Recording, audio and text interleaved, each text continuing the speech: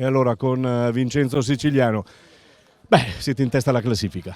Non lo so, so che oggi era difficilissimo perché è stata veramente, sembra di essere il periodo del Covid, perché ogni secondo rischia uno che stava male, quindi era un po' strana contro una squadra forte. Forse non so se è andato meglio a noi o a loro, forse è andato meglio a noi alla fine il risultato finirla dopo, però questo è il calcio. Sì, questo il calcio, è stato molto strano questi 45 minuti. Sì, no? sì, abbiamo sofferto più, forse il primo tempo l'altra volta che oggi, quindi forse è stato un bene per noi, lo ammetto, non è stato, a volte può essere negativa o positiva, forse è stata positiva oggi.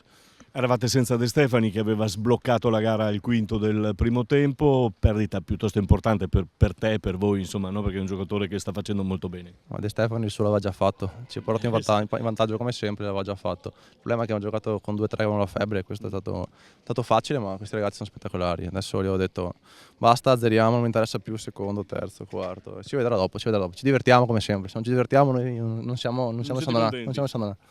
Bene, Siciliano, in bocca al lupo. Grazie. Bene, ringraziamo Vincenzo Siciliano, tecnico appunto del Sandonà.